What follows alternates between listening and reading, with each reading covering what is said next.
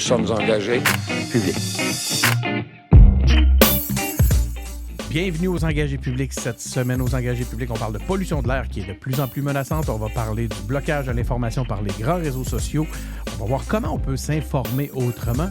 On va voir que Bernard Drinville décide d'interdire le cellulaire en classe. Québec engage des enseignants non qualifiés. Mais on va commencer avec l'élection partielle dans la circonscription de Jean Talon.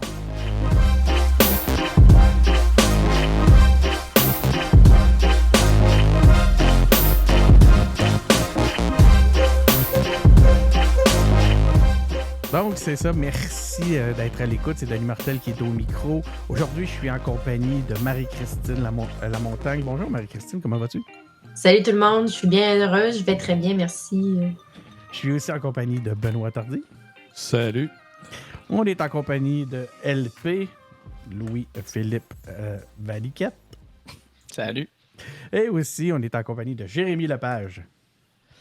1, 2 tests, tu me reçois bien, Denis? Je te reçois parfaitement. Parfait, c'est bon. Et d'une façon absolument exceptionnelle, incroyable, un revirement de la vie, on est aussi en compagnie de Jean-Samuel Plante, un des fondateurs initiaux des engagés publics, qui est maintenant de retour parce que son lien professionnel lui permet maintenant de pouvoir prendre la parole publiquement. Salut Jean-Samuel, bon retour.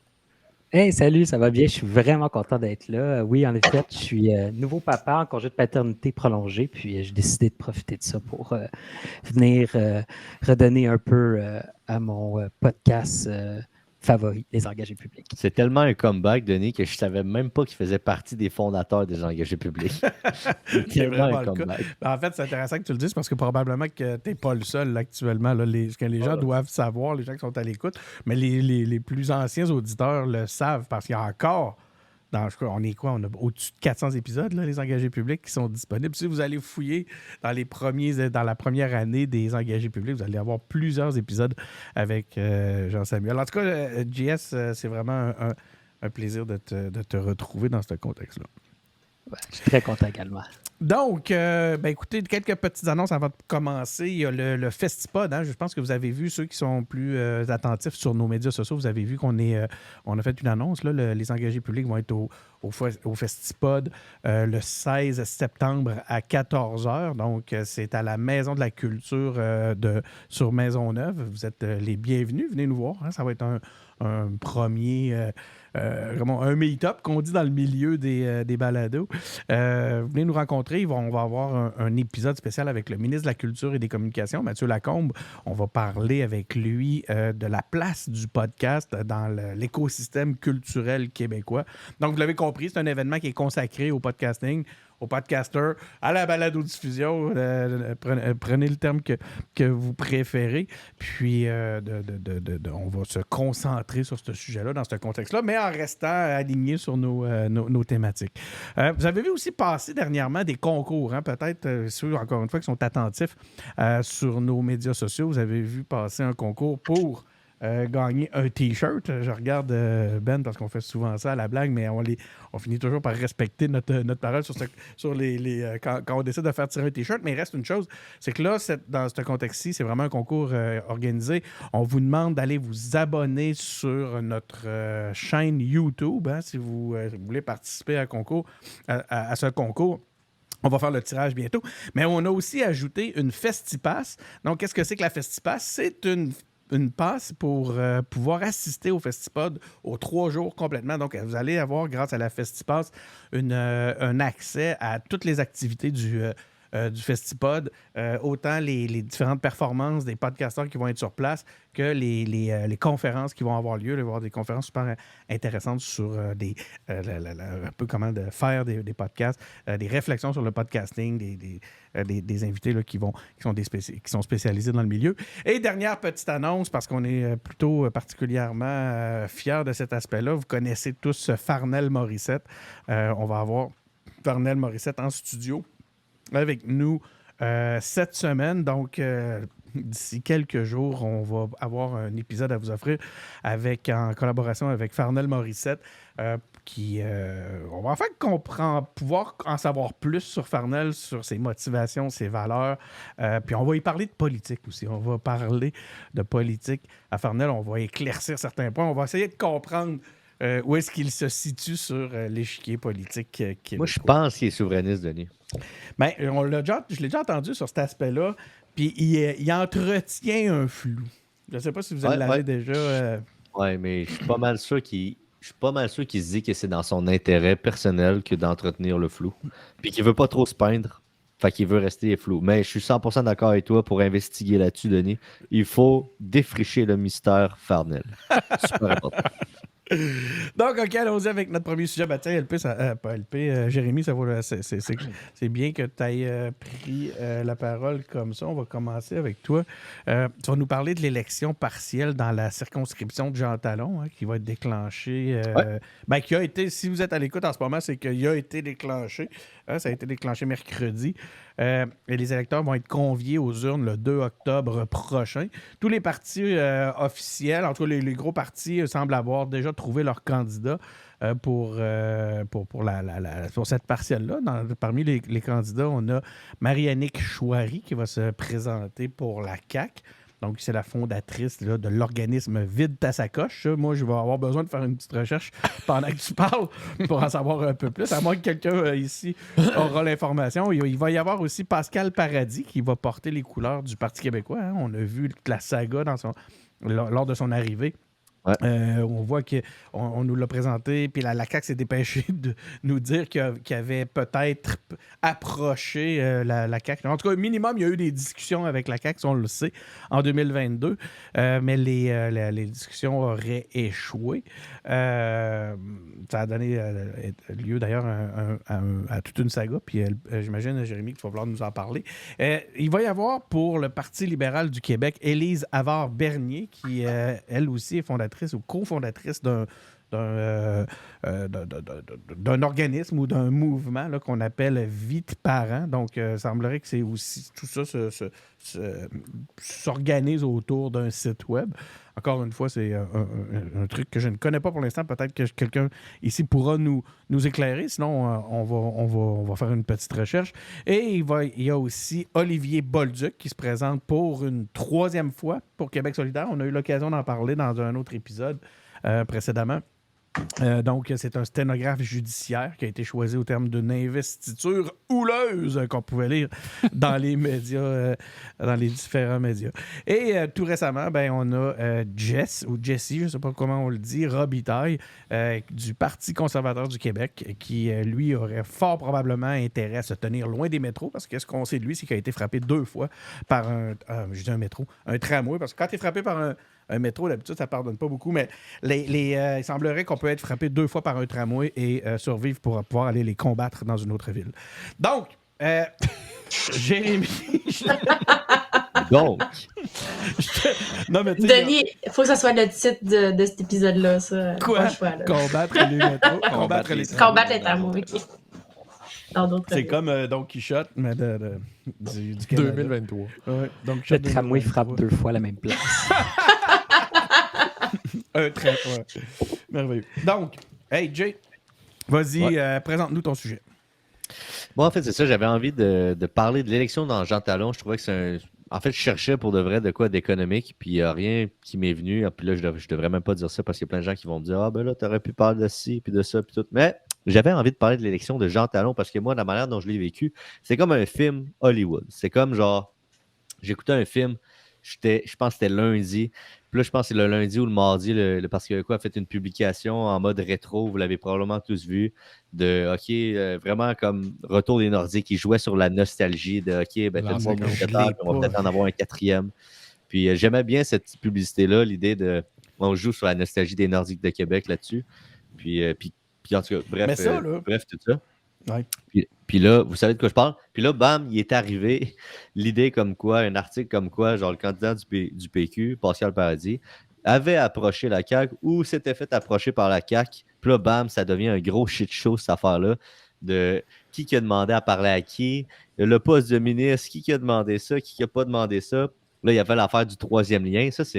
Pour moi, c'est grave si c'est vrai. Puis comme là, plus ça avance, plus on ne sait plus qui croire de est-ce que la CAQ avait comme prévu d'abandonner le troisième lien, puis était comme tu vas te débrouiller avec ça, Monsieur Pascal Paradis, si jamais tu es député caquiste avec nous à l'élection générale de 2022 à l'époque, ou bien c'est pas vrai pantoute. Puis là, il y a comme des mensonges dans cette histoire-là. Ça devient un gros shit show. Je ne sais pas qu'est-ce que vous en pensez. Avant que j'aborde les autres petits points que je veux dire par rapport à la circonscription d'Antalon. Si ça t'ennuie pas, Jérémy, je vais juste préciser un peu cet aspect-là. C'est que il y a un... bon, évidemment, comme je le disais tantôt, la CAQ aurait fait sortir des discussions internes ou des discussions privées qu'il avait eues avec Pascal Paradis lorsqu'il pensait peut-être se présenter lors d'une autre élection. Puis ce que Pascal Paradis disait dans ces discussions-là, c'est que lui n'était pas très chaud au troisième lien. Puis ce qui se serait fait dire par la CAQ, on parle au conditionnel parce que tout ça n'est pas encore tout à fait clair. Il se serait fait dire que c'était pas... ou en tout cas, lui, il dit qu'il aurait bien compris que de toute façon, le troisième lien n'était pas réellement dans les plans de la CAQ. Fait que là, tout ça s'est retrouvé sur la scène publique, puis ça a donné lieu à ce que tu t'appelles le shit show. Oui, exactement. Puis moi, à mon sens, si c'est vrai ce qu'il dit, Pascal Paradis, c'est super grave parce que la CAQ a gagné énormément de votes dans la région de Québec, puis peut-être même au Québec en général, en vendant cette idée-là de « nous sommes le parti du troisième lien ».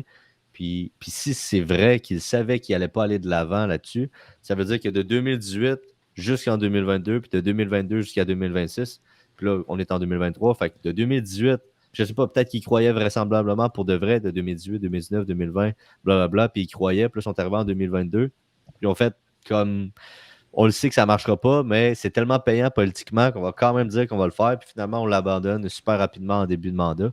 Genre, si c'était ça, c'est comme, on va jamais vraiment le savoir, c'est extrêmement dur à savoir, puis ça peut s'interpréter de plein de manières différentes, mais si c'est ça dans les faits, c'est super grave. C'est un peu comme le mode de scrutin qui signe un pacte pour dire ouais, si jamais on devient au pouvoir, on va le faire, puis finalement, mais comme tu back, puis tu fais ta pisseuse, puis comme tu le fais pas. Genre, c'est super, genre pas correct envers l'électorat québécois, ça alimente le cynisme fois 1000. Puis genre, c'est pas ce qu'on veut dans la politique, des gens puis des promesses comme ça qui finissent pas par arriver. Fait en tout cas, moi, je trouve ça, à titre d'électeur, super grave. Je sais pas qu'est-ce que les autres en pensent. Mais bref, outre ça, pour moi, c'est surtout un autre aspect intéressant, c'est que c'est une opportunité en or pour le Parti québécois de changer une tendance qui pourrait lui être favorable vraiment, genre à long terme, jusqu'en 2026. Je sais pas si c'est avec vous, j'en avais parlé, je pense pas. Mais je ne sais pas si vous vous souvenez, je pense que c'est un an ou deux avant l'élection de 2018, l'élection où la CAQ a gagné. Il y avait une élection dans la région de Québec de Geneviève Guilbeault. Je ne me souviens plus dans quel comté. Louis Hébert. Louis Hébert. Ça, c'était un comté, je pense, libéral. Oui, c'était Sam Hamad qui avait démissionné. Exactement. Puis les libéraux étaient au pouvoir. Puis comme la CAQ qui gagnait ce comté-là, c'était comme médiatiquement, puis dans le ressenti politique, moi, je sentais vraiment comme étant, OK, ben dans le fond, le signal que ça montrait, c'est qu'à l'aboutissement d'une seule élection, le vent pouvait changer de bord, puis que la CAQ représentait désormais, à partir de cette élection-là, une véritable alternative au gouvernement et que ça mettait donc à l'écart le Parti québécois à ce moment-là, puis que les gens, juste au travers d'une seule élection partielle, pouvaient voir cet élan-là, puis finalement, ça leur a porté fruit en 2018 à la CAQ. Donc, moi, je me dis, je vois des similitudes. Je ne sais pas si je suis le seul à faire ça, mais comme c'est vraiment une belle opportunité pour le Parti québécois de remporter une circonscription qui n'a jamais gagné. Jean Talon, ça a éternellement été libéral, à l'exception depuis 2019, je pense, à la partielle de 2019. Bref, c'est vraiment une belle opportunité. En ce moment, on est à 32% le Parti québécois. Je dis « on » parce que je m'identifie au Parti québécois. Beaucoup au Parti québécois. Et évidemment, la CAQ, 30%, fait que c'est très, très serré. Et là, je terminerai cette discussion-là, à moins que vous voulez qu'on discute. On va en discuter, mais tu peux terminer ton introduction. Avec deux faits cocasses que j'ai trouvés. En fait, je vais vous témoigner de ces petits faits cocasses-là au travers des questions. Donc, première question à vous autres, les engagés publics. Selon vous, qui, dans la circonscription de Jean Talon, candidat du Parti québécois, a eu le meilleur score du Parti québécois d'aujourd'hui jusqu'à 2012, selon vous? Moi, j'ai la réponse. Dis-moi, Denis. 2012, moi, je le sais, ouais. Clément Laberge. Clément Laberge. Clément Laberge. C'est Clément Laberge qui était aux engagés publics avec nous autres. Ça, c'est vraiment le fun. Qui a eu le meilleur score du Parti québécois d'aujourd'hui jusqu'à 2012. Ça veut dire que dans les 11 dernières années, le Parti québécois n'a pas fait plus de 30%. Puis ce 30%-là, ben, ça a été Clément Laberge qui l'a fait. Il était engagé public avec nous autres. Aujourd'hui, si je ne me trompe pas, il travaille pour le cabinet du maire de Québec. Ouais, je pense Denis. qu'il y a une job, là, ouais. Ouais, Une petite job. Un job. il travaille à il- l'hôtel de il- ville de il- ouais, Québec. oh, Je pense qu'il est chef Il est commis. du ça. cabinet. commis d'épicerie. En tout cas, Ouais, vraiment. fait que, bref, je trouvais ça très intéressant de voir que Clément Laberge avait pété un très bon score dans les 11 dernières années. Puis, dernier fait cocasse, en 2007, est-ce que vous savez qui s'est présenté pour la circonscription de Jean Talon pour le Parti que québécois? Marie, c'est ça. On a-tu des petits 2007, guesses? C'est quand même Diane une question Lavallée? difficile. Diane Lavallée. C'était Véronique Yvon qui s'est Ah. présentée dans Jean Ah Talon ouais. en Hein? 2007. Ah, ouais. Ça, c'est spécial parce qu'on l'a toujours connu à titre de député de Joliette dans la région de Montréal, ou genre grande région de Montréal. Bon. Lanaudière, ouais. Puis, est-ce que vous savez contre qui elle a perdu en 2007 dans Jean Talon? C'était Philippe Couillard. Ça non plus, non, on s'attendait pas à ça. oui. C'est Mais con. en 2007, c'est ça qui Ça s'est va passé. pas vite pantoute Puis, en politique, hein? C'est comme ça change pas rapidement du tout. Fait que ouais, exactement. Genre, moi, quand j'étais sur Wikipédia, j'étais bien surpris ce matin en faisant des petites recherches. Fait que, ouais, Hey. Véronique Yvon qui avait perdu en 2007 avant de se faire élire, je pense, en 2008 dans Joliette. Bref, moi, je suis cette campagne électorale-là, partielle-là, je veux dire, avec grande attention. C'est genre une très belle opportunité pour le Parti québécois. Pour les libéraux, ben, c'est genre, hey, il faudrait comme récupérer un château fort, mais en vrai, je sais pas si ça va être possible. Pour la CAQ, c'est genre, hey, on veut freiner l'élan d'un parti qui pourrait potentiellement nous faire mal aux prochaines élections. Puis comme pour QS, ben genre, c'est genre fait, yeah, on est là, puis Mais Hey, tu Chris, dis c'est quoi, ça, on va faire un tour. Jay, mais avant, là, c'était une course à 3 là, dans Jean Talon. On dirait que QS a complètement très été spécial. sorti de la course à 3. Je ne sais pas Avec qu'est-ce les qui s'est derniers, passé, mais après l'investiture qui a été un peu houleuse, là, il y a eu une course à l'investiture, mais au début, c'est une course vraiment serrée, statistiquement égalité à 3. Et là, on voit plutôt un duo se former. Là. Donc, c'est plutôt CAQ-PQ en ce moment qui ne se sent plus dans la course en ce moment. Est-ce que c'est parce que justement, il y a un sondage qui est sorti qui mettait, qui montrait le PQ, qui mettait le PQ et la CAQ nez à nez? Ça a sûrement donné un certain momentum, ne serait-ce que dans les médias.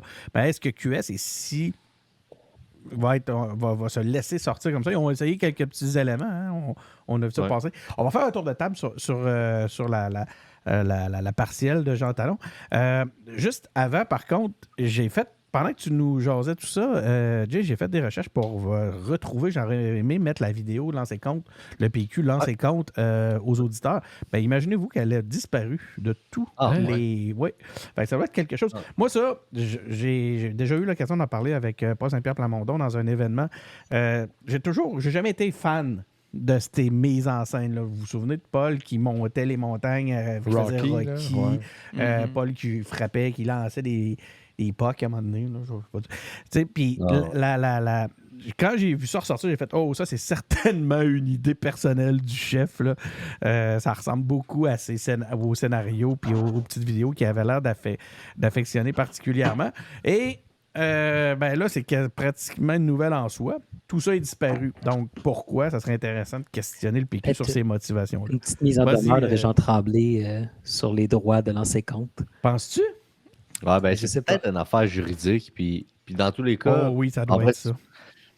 En vrai, moi, si j'avais à parler, je pense que ouais, ce serait une affaire juridique. Dans tous les cas, ça a fait son temps, parce qu'à partir du jeudi où il y avait l'annonce du candidat, ben, la petite vidéo a comme plus lieu d'être. Mais c'est quand même très curieux de voir qu'elle est disparue. Ouais. Ben, Jess, vas-y donc, toi. Qu'est-ce que tu as? As-tu des choses à nous dire sur la partielle de Jean Talon? Moi, ce que je trouve vraiment intéressant, puis, tu sais, au début, quand on a fondé les engagés publics, c'était aussi, on voulait que les gens s'engagent politiquement. Puis, ça fait longtemps qu'on parle, tu sais, de, bon, les mouvements citoyens prennent la place, la société civile, puis les partis politiques sont usés. Mais là, c'est intéressant de voir que parmi les 4 candidats majeurs, il y en a 3 qui viennent quand même d'organisations, de mouvements civils, de sociétés, de mouvements citoyens, puis la société civile, puis de voir que ces gens-là se rendent compte que c'est important, ces mouvements-là, mais qu'il y a une limite, puis que les vrais enjeux, puis la manière de faire débloquer les choses le plus rapidement possible, c'est de s'engager dans un parti politique.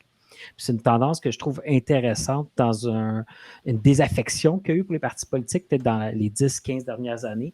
Puis de voir ces gens-là, tu sais, tu disais, c'est Avocats sans frontières, puis Vite à sa coche, Ouais. puis Maman, là, je me sais plus Vie de lequel. parent.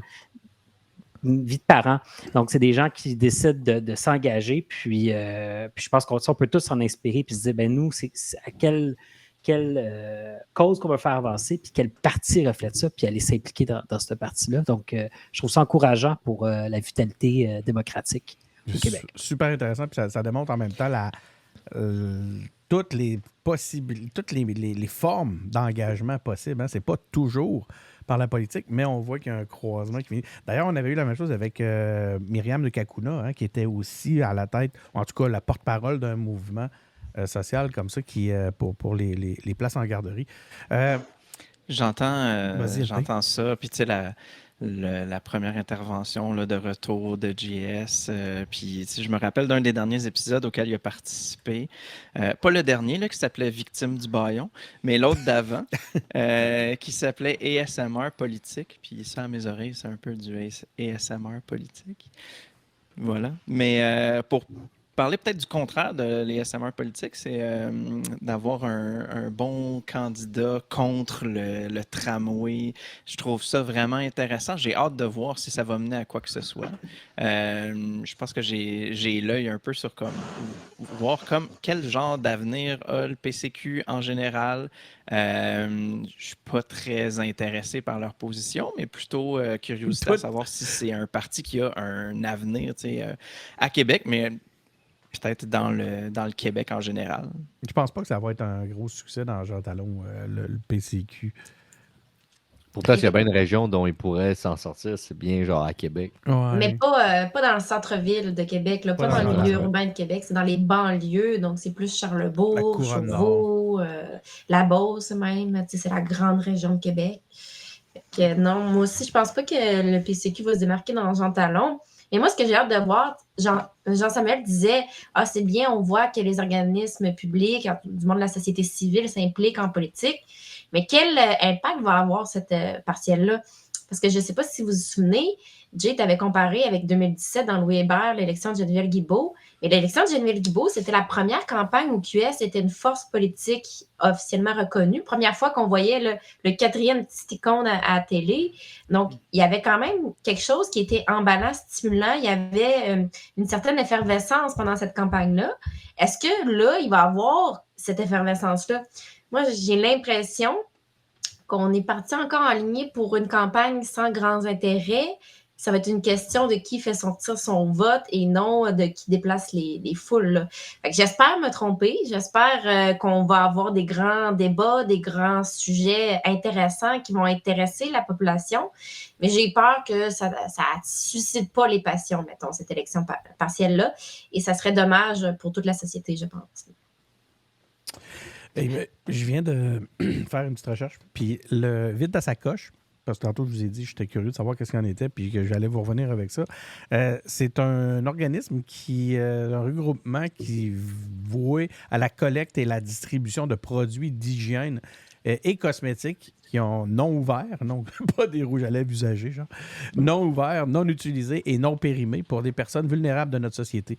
Donc, c'est de même qu'ils se présentent. Ils ont commencé à le faire pour les adolescentes. Donc, c'est des brosses à dents, du shampoing, des produits hygiéniques et cosmétiques, ainsi de suite. Là, ça que j'aurais jamais pu imaginer, mais je trouve que ça a toute sa pertinence.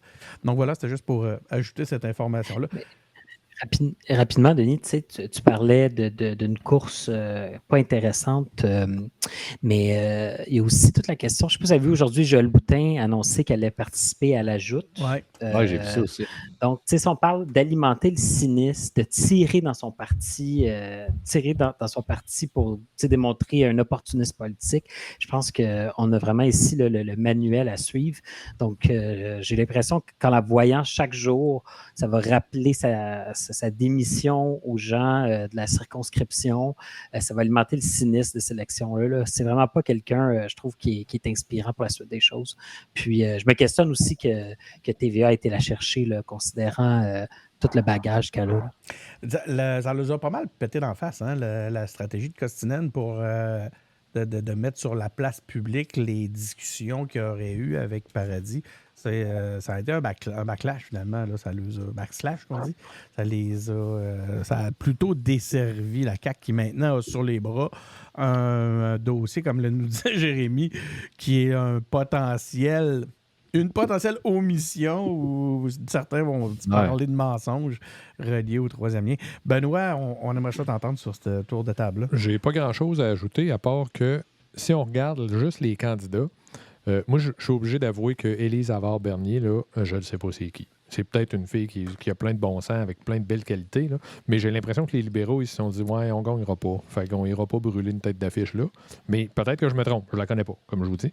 À part ça, Mme Chouari, à Québec, elle a un nom. Là. Pour ceux qui ne le savent pas, là, son père a été maire de Sillery avant les fusions, puis tout ça. Là, c'est des gens qui sont assez impliqués dans la politique québécoise de la ville de Québec depuis Chouari, assez longtemps. Un gros nom. Donc, je pense que la CAQ, ils ont pensé, puis ils ont fait un bon coup avec ça.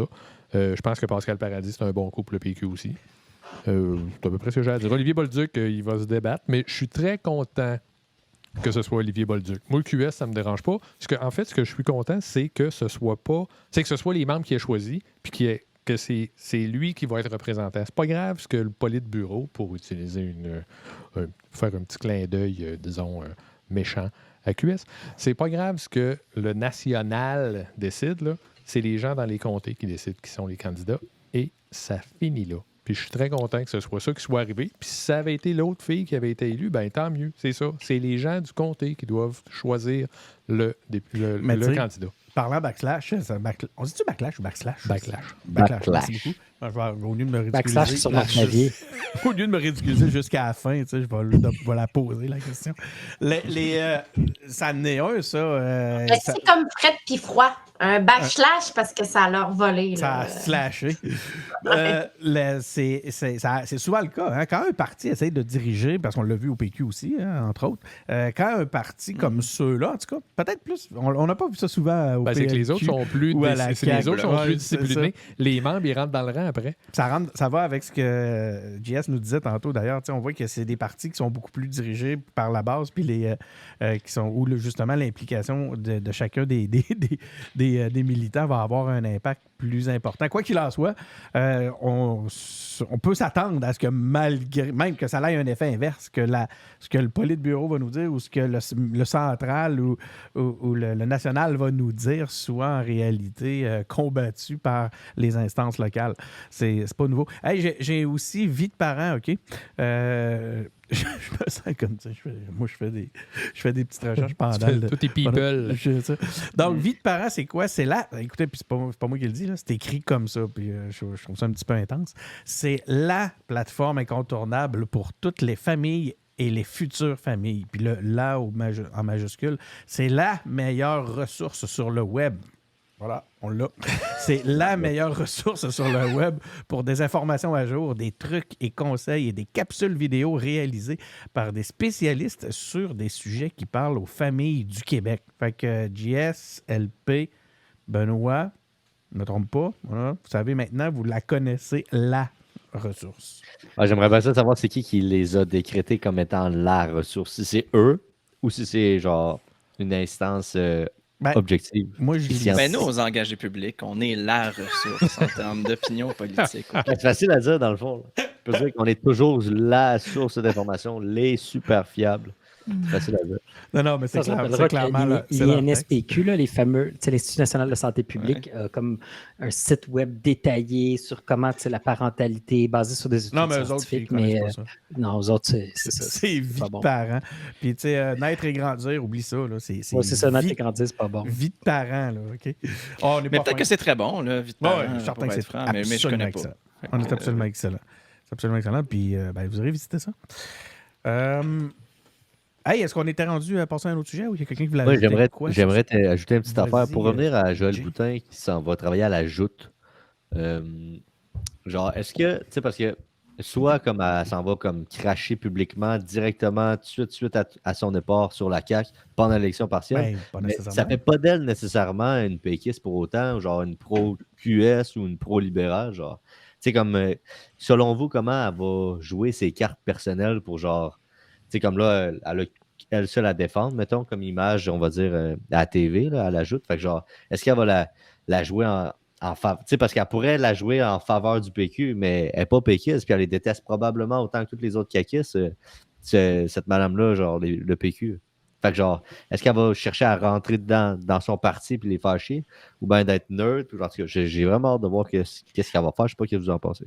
Je la connais pas, mais j'ai l'impression, en voyant le parcours, qu'elle va utiliser beaucoup elle va laisser sous-entendre qu'elle sait des choses, qu'elle est qu'elle connaît des choses parce qu'elle était au caucus, mais elle ne le dira pas parce que peut-être qu'elle ne le sait pas ou peut-être qu'elle veut quand même se garder un certain niveau de professionnalisme. Mais j'ai l'impression que ça va être beaucoup centré sur moi, je le sais, mais j'en parlerai pas trop et tout ça. Donc, elle va essayer de recentrer toute l'émission là, sur elle avec ce savoir-là. Ça serait dans la ligne là, de ce qu'elle a fait jusqu'à maintenant, mais peut-être que ce ne sera pas ça. Là. Mais tu sais, c'est son modèle d'affaires, cette connaissance-là, d'ailleurs. C'est ça qu'elle est venue transiger dans ce contexte-là. C'est sûr. Mais tu sais, mais ce que je trouvais super intéressant de ton propos, Jess, tantôt, c'est que la voir à la télé au quotidien pendant l'élection, d'ailleurs, et même sitôt après sa démission, ça va être un rappel constant aux électeurs que, regardez, tu sais, ça a été ça. Là, si tu vas dans le milieu professionnel entre deux emplois, tu es supposé de ne pas pouvoir aller travailler pour un compétiteur ou de dévoiler des informations privilégiées. Là. J'ai l'impression que les partis, il faudrait presque qu'ils fassent signer ça à leurs députés. Là, parce que, attendez un an avant d'aller à la TV. Oui, exactement. Puis c'est drôle parce qu'en parallèle... En fait, je pense que Radio-Canada, là, hein, si je ne me trompe pas, Radio-Canada, dans son code d'éthique, là, une période de transition. Oui, ben ils l'ont... Radio-Canada, tu dis? Oui, si je me souviens bien, parce que j'ai eu 7 appareils trop tôt long, après sa défête. Martine Biron, ça n'a pas été trop long. Ah, toi, tu veux dire pour revenir? Oui, exactement. Eux, ils n'acceptent pas des... Oui. Ah, oui, hein? OK, ça serait intéressant à explorer. Autre chose, encore une fois, je vous offre la possibilité de revenir sur certains aspects. Denis. C'est tout pour notre sujet sur l'élection partielle dans la circonscription de Jean Talon. On va maintenant passer à la qualification des enseignants au Québec. Et d'ailleurs, ça a été super simple pour moi de faire mon introduction reliée là-dessus. Ceux qui sont à l'écoute, vous ne l'avez pas entendu. Ça a surtout pas pris 10 minutes, mais c'est pas grave. J'ai repris 14 fois l'introduction à cause de ce sujet-là que je ne savais pas comment amener. Donc, la qualification des enseignants au Québec, il y a le ministère en fait, de l'Éducation du Québec qui estime qu'un simple diplôme d'études secondaires est suffisant pour enseigner dans les écoles de la province. Cette décision est en partie due à la pénurie de main-d'œuvre dans le secteur de l'éducation. Donc, le gouvernement embauche des dizaines de milliers de professeurs non qualifiés chaque année, ce qui, selon la vérificatrice générale du Québec, affecte la qualité de l'éducation. Heureusement qu'on a des gens savants pour nous le dire. Cela dit, moi, j'ai entendu le call le plus comique sur ce sujet-là cette semaine en scrollant sur TikTok. Il y a un humoriste que c'est dommage, j'aurais aimé lui attribuer la citation, mais qui disait, il dit, ce que ça prend pour enseigner au Québec, c'est des sphincters. Donc, tant qu'il y a un individu, tant qu'il y a un humain, tant que tu réponds à la définition d'individu, d'être humain, tu peux devenir professeur dans les écoles du Québec. C'est ton sujet, Benoît. Tu voulais nous en parler. Je te laisse nous introduire le sujet. Ben c'est ça. On l'a dit. Là. À chaque année, c'est presque récurrent. À chaque année, au mois de septembre, on entend parler que là, il y a des pénuries d'enseignants, puis que là, c'est pas drôle, puis là, il faut augmenter le salaire, puis là, les cabines, puis là, les écoles, puis les classes n'auront pas de professeurs, puis là, les enfants, puis bon. Tout ça, c'est vraiment des choses dont il faut tenir compte. Évidemment, je ne suis pas en train de ridiculiser ça. Mais là, je trouve que la petite tangente sur la non-qualification, là, ça a parti un peu dans tous les sens. Dans la mesure où c'est nécessaire d'avoir de la didactique, puis un bac, puis tout ça, on est tous d'accord, mais quand tu es rendu à avoir besoin de monde, là, je pense que la qualification, à un certain moment, ça devient du cas par cas. Tu sais, c'est pas parce que tu n'as pas eu 120 crédits en didactique à l'université que tu n'es pas capable d'enseigner. Tu sais, c'est pas de même que ça marche. Tu peux être super bon dans ton affaire puis être capable de l'enseigner, parce que ça, c'est une autre affaire. Tu peux être super bon dans ton affaire puis pas être capable de l'enseigner de la même façon que tu peux avoir 120 crédits en didactique puis pas être capable d'enseigner. Puis pas être bon. Là, tu sais. Bon, fait que faut pas capoter avec ça. Mais évidemment, c'est clairement un problème. Là. C'est clairement quelque chose dont il faut se préoccuper parce que c'est important, l'éducation. Là. C'est pas rien, l'éducation, là, développer l'esprit critique, puis tout ça. Je veux dire, bon, moi, j'ai fait carrière dans l'éducation, là, vous le savez, probablement. Mais moi, je les ai pas, les 120 crédits en didactique. Là. Puis je pense pas être trop mauvais. As-tu des sphincters? J'en ai. J'ai d'autres diplômes. Là. Je dis, j'ai d'autres affaires. Là. Je connais la matière que j'enseigne, comprenez-vous? Sauf que j'ai pas développé de compétences tant pour l'enseigner. Fait qu'au début, c'était un peu essai-erreur. Bon, ben, qu'est-ce que tu veux? Mais après ça, je pense qu'on est bon. Puis je le sais que je suis pas tout seul. Denis, t'enseignes. T'as-tu des crédits en didactique? Non, mais j'ai des sphincters. Tu sais, je veux dire, à un moment donné, c'est ça, là. C'est pas... c'est pour ça que je disais tout à l'heure au début, c'est que c'est du cas par cas, à un moment donné. Tu sais, c'est pas parce que tu n'as pas de diplôme en didactique que tu n'es pas bon pour enseigner. C'est pas Benoît, si simple que ça, là. C'est pas de même que ça marche vraiment, là. Vas-y, Marie. Toi, Benoît, t'enseignes, si je ne me trompe pas, au niveau collégial. J'enseigne à l'université. Oui, à l'université encore plus haut. Ouais. Ça, c'est correct pour les études postsecondaires. Toutefois, lorsqu'on est au primaire puis au secondaire, on est dans le développement de l'individu, dans l'apprentissage des capacités sociales. C'est pas juste la matière. Ouais. Fait que le besoin de compétences didactiques et de gestion de classe se fait pas mal plus ressentir au niveau primaire et secondaire. Je suis totalement d'accord avec toi que rendu post-secondaire, là, on est dans le cas par cas. C'est important de connaître la matière. Le reste, ça peut s'apprendre. Mais il ne faut pas sous-estimer que les individus apprennent à juste être en société, à socialiser, toutes les compétences parallèles aux matières qui sont enseignées aussi, de juste socialiser avec les gens, de régler des conflits interpersonnels, d'apprendre à travailler en équipe. Tout ça, ça demande quand même une certaine... connaissance, délicatesse, diplomatie, et il ne faut pas sous-estimer ça. Puis c'est pour ça que je veux venir à quelque chose que je trouve intéressant, que plusieurs voix mettent de l'avant, c'est-à-dire d'ajouter un poste dans les classes pour aider à la gestion de la classe, pour aider aux cas plus difficiles. Puis ça, c'est vraiment intéressant. Il y a plusieurs idées, notamment les éducateurs là, en CPE qui font le matin puis le soir, qui ont des gros chiffres coupés. Il y a quelqu'un qui m'a proposé ça, je trouvais ça intéressant de dire, bon, ben, on va leur faire 2 plages horaires, le matin puis le soir. Comme ça, c'est pas un long chiffre coupé. Et ces personnes-là vont rester à l'école puis pourront aider à la gestion des classes parce qu'ils sont déjà là, sont déjà dans les milieux, ils connaissent déjà les jeunes. Donc ça, c'est toutes des idées qui viennent de la base, qui pourraient concrétiser à améliorer les conditions des profs qui sont très difficiles et donc de rendre la fonction plus intéressante là, pour les professeurs qui veulent venir. Moi, j'ai fait 2 ans d'enseignement au primaire avant de me réorienter vers le droit. Une chose que je trouvais trop difficile, là, c'est la charge émotionnelle qui vient avec le poste de professeur. Moi, c'était en enseignement au primaire. Mettons, là, sur 20 élèves, je n'étais pas prête à choisir si je voulais aider mes 10 plus forts ou mes 10 plus faibles. Je trouvais que les deux étaient importantes. À part égale, il faut absolument qu'on donne les moyens aux professeurs de pouvoir pousser plus loin les capacités de leurs élèves et d'avoir pas un fast-food là, de l'éducation. Parce que tout ça joue. Puis c'est pas juste des belles paroles, là, c'est concret. Là. Les professeurs partent parce qu'ils peuvent pas faire ce qu'ils veulent faire. C'est du monde passionné qui ont une vocation. Donc, il faut leur donner les moyens de réaliser ça. Ça va venir. Fait que c'est la même chose que pour les infirmières, en fait. Là. On a laissé les conditions de travail se détériorer pendant tellement longtemps. Ouais, et là, on est devant le pied du mur. Non, je suis assez d'accord avec ce que tu dis. C'est ça. Mais moi c'était pas ça. Là. Moi, c'était vraiment le fait que, là, je trouve que ça appartient en couille, cette affaire-là. Puis il n'y a personne qui a regardé vraiment c'était quoi qui se passait avec ça. Là. Pourquoi il manque de profs? C'est parce qu'on en forme pas assez? C'est parce que ceux qu'on forme, ils vont pas enseigner? Tu sais, là, je trouve qu'on est trop dans le « Ah, ça a donc ben pas d'allure. » On est dans la consternation. Voyons donc, Chris. Là. C'est parce que c'est pas vraiment ça le problème. Mais tu sais, il y a quand même la vérificatrice générale du Québec qui nous dit qu'il y a un effet sur la qualité de l'éducation. Puis ce qu'elle nous dit, c'est pas que ça va mieux. Non, c'est ça. Ce qu'elle nous dit, c'est que ça va moins bien. Moi, je serais curieux, pour continuer le tour de table, d'entendre les seuses ici qui ont des enfants en bas âge. On va commencer avec LP. C'est pas quelque chose qui te fait freaker de voir ça, là? Tu vas laisser aller. Tu vas juste imaginer que je pourrais enseigner. Mais moi, je me dis que mon enfant, il a un petit peu plus que 5 mois, là, fait que probablement que Denis va être à la retraite. Fait que t'es correct. À l'école, fait que je suis safe. T'es safe, ça, t'es safe. Ouais, mais pour être franc, je pense que je partage beaucoup le point de vue de Marie-Christine, là. Puis bon, jusqu'à vendredi passé, je travaillais aussi dans le domaine de l'éducation, dans une compagnie qui fait des curriculums scolaires pour les profs. Puis que ce soit, c'est aux États-Unis, là, dans le fond, pour lesquels je travaillais, mais je pense qu'il y a Une beaucoup de référence en problèmes qui sont éducation. très... Pardon? Une référence en éducation.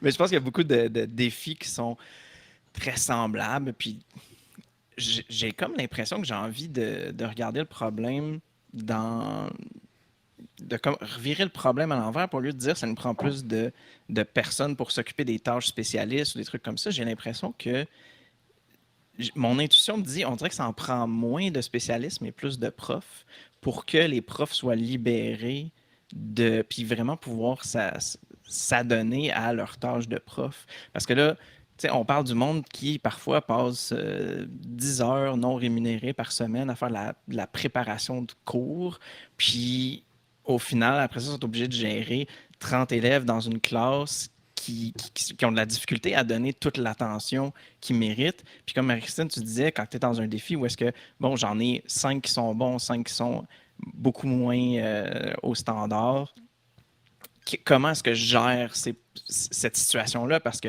ceux qui sont vraiment en avance ont autant besoin d'attention que ceux qui sont en bas des standards. Puis faire cette différenciation-là en éducation, c'est comme super difficile au quotidien de faire la job de prof. Puis c'est pour ça justement que ça prend une formation puis qu'il faut être apte à s'occuper de ces situations-là. Puis c'est ça pour moi, on dirait que la solution est comme inverse, puis ce serait plutôt d'avoir des profs qui sont capables de passer plus de temps et dédiés à leurs étudiants avec des plus petits groupes, par exemple, ou des tâches qui sont un peu allégées pour réellement pouvoir passer tout le temps qu'ils ont besoin de passer à la planification puis à l'enseignement, au lieu d'être toujours dans le jus puis de demander à autant de spécialistes possibles de venir les aider pour comme régler éteindre des feux à gauche et à droite. On dirait que mon idéal, c'est de retrouver une situation où il n'y a pas de feu initialement. JS? Ben, moi, j'écoutais une émission sur le modèle scolaire français. Puis, c'est drôle parce que les autres, les surveillants, tu sais, comme les surveillants qu'on avait là, au secondaire, ça s'appelle des pions, ce que je trouvais très drôle. Puis souvent, c'est des jeunes dans la vingtaine là, qui sont tu sais, aux études. C'est valorisant. Oui, effectivement. Mais ça, je pense que c'est le nom que donnent les élèves. Et tout ça pour dire qu'ils sont supervisés par un conseiller éducatif. Donc, il y a quelqu'un dans l'établissement scolaire qui est en charge de la discipline, de faire l'éducation sociale, comme tu disais, Marie-Christine, puis qui vont encadrer les jeunes, faire la discipline, l'évolution sociale, puis la tâche d'enseignant est au niveau de l'enseignement, de la didactique, puis le directeur d'école, les cas majeurs vont y aller, mais c'est le conseiller éducatif qui va venir faire ce pivot-là. Donc, je trouve ça intéressant. C'est très français parce que ça rajoute beaucoup de niveaux, beaucoup de hiérarchie, beaucoup de structure. Est-ce que ça fonctionne dans tous les milieux? Je ne pense pas, mais c'est intéressant. Puis, un autre point que je voulais remarquer, c'est que c'est assez récent qu'on a besoin de faire 4 ans dans le système universitaire en enseignement. Je crois que c'est avant 1997, si je ne me trompe pas. C'était une année supplémentaire qu'on faisait suite à une spécialisation. Donc, on faisait un bac en histoire. Par la suite, on faisait des crédits, comme ce qui vient d'être amené par le ministre récemment.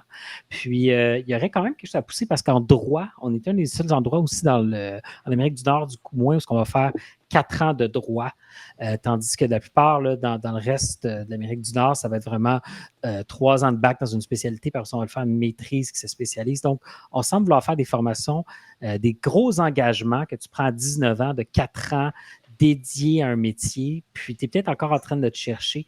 Donc, la flexibilité de se dire, ben, fais un bac dans un sujet qui t'intéresse, qui te passionne, puis par la suite, tu décideras si ça se transforme en droit, ça se transforme en éducation, ça se transforme en autre chose. C'est peut-être une manière de venir intéresser les jeunes à rester à l'université, puis aussi de garantir plus d'emplois là, dans les milieux comme ça.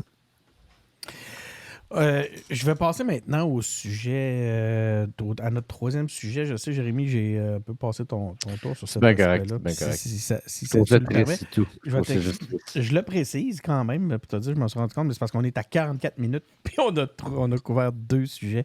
C'est ce qui Ouais. arrive avec les épisodes avec beaucoup de participants. Je sais que c'est tes épisodes préférés d'ailleurs, Benoît, là, quand on est beaucoup. Mais ça a cet effet-là qu'on va être obligé de passer un tour là, sur le tour de table.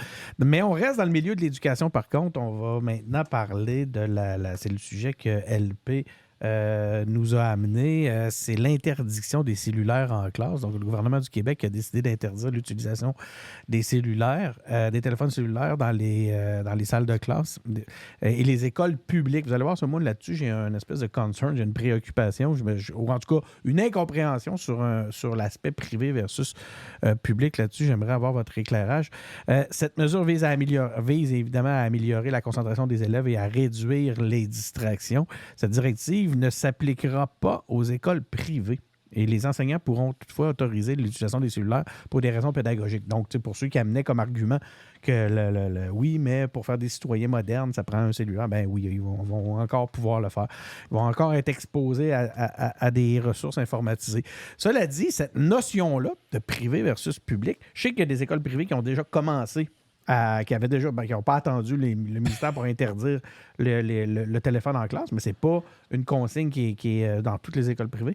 Ça, moi, c'est un point que je comprends pas. Puis j'ai beau lire l'ensemble j'ai lu plusieurs articles sur le sujet en vue de l'épisode, puis j'ai pas vu aucun journaliste qui avait accroché sur ce détail-là et qui expliquait cette réalité-là. Quoi qu'il en soit, LP, je te laisse... je t'envoie le sujet, c'est ton sujet, mais je te rajoute dessus une question qui est plutôt intrigante. Mm-hmm. Ben, je peux peut-être essayer de donner une forme de réponse à ta question pour commencer. Ah oui, donc. Si je comprends bien, parce que dans le fond, mettons, si on se compare avec l'Ontario, là, l'Ontario a fait une loi spécifiquement sur l'interdiction du cellulaire en classe en 2019. Mais là, ici, ce qu'on s'apprête à faire au Québec, ou ce qu'on a l'intention de faire, c'est pas une loi, c'est plus à travers le système scolaire, fait qu'une réglementation. Là. Fait que je dirais intuitivement, c'est peut-être pour cette raison-là. Donc, ça passe à travers la hiérarchie du système public qui vont appliquer cette réglementation-là. Puis c'est pour ça que ça ne s'appliquerait pas nécessairement aux écoles privées. Ça vient quand même du ministère. Oui, ben pour moi, c'est peut-être juste une question comme ça, mais en même temps, effectivement, ça porte à poser la question de si on pense que c'est ça que ça prend pour avoir des étudiants plus performants, des élèves plus performants, puis qui sont capables de réellement rester accrochés au sujet, ben effectivement, est-ce qu'il y a réellement une raison de ne pas l'appliquer au privé? Mais moi, pour moi, le malaise est comme dans l'autre sens que je ne suis pas tout à fait d'accord avec cette décision-là. Comme je disais, bon, ça a été appliqué en Ontario. Puis là, c'est sûr que les situations n'étaient pas idéales avec la pandémie, où est-ce qu'on n'a pas réellement pu avoir de preuves que la mesure avait été efficace là, dans les 3-4 dernières années. Mais pour moi, ça revient encore un peu à un thème d'autonomie des profs, puis de peut-être essayer de considérer les profs un peu moins comme vraiment des employés de l'État. Puis, tu sais, pour moi, ça devrait plutôt être des gens qui sont autonomes dans leur façon d'enseigner, dans leur façon d'approcher l'éducation. J'aime ça faire la comparaison entre des profs et des médecins. Puis là, en ce moment, les médecins, c'est comme la personne idyllique. Bon, on chiale beaucoup à propos des médecins, mais ils ont extrêmement beaucoup d'autonomie. C'est des travailleurs autonomes souvent. Tu sais, c'est vraiment, ils prennent leurs propres décisions sur comment est-ce qu'ils vont travailler, versus les profs qui sont souvent relayés à un statut de simple employé qui finissent par appliquer un programme. Puis je trouve que ça manque un peu ce côté-là d'autonomie si on leur donne réellement une profession puis qu'on les professionnalise avec un programme scolaire, ben on devrait leur faire confiance puis pas s'attendre à ce qu'ils nous demandent de faire une loi pour interdire les cellulaires. Donc, tu laisserais ça à la discrétion de chaque professeur dans chaque classe? Ben, de ce que je... Non, c'est pas vraiment ça. C'est plutôt que mon attente serait qu'on ne devait pas se retrouver dans une situation où on demande au gouvernement de décider pour les profs puis les administrations scolaires. Surtout dans une situation où est-ce qu'on se dit que les administrations ont une espèce d'autonomie pour faire des embauches, etc.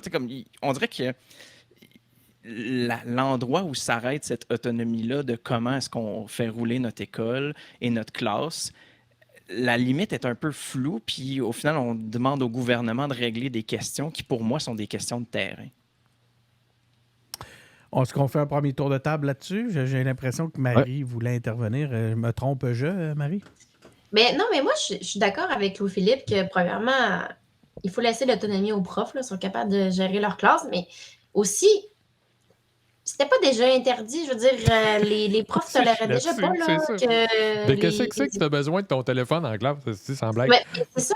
Je comprends pas, en fait, l'opportunité de cette mesure-là.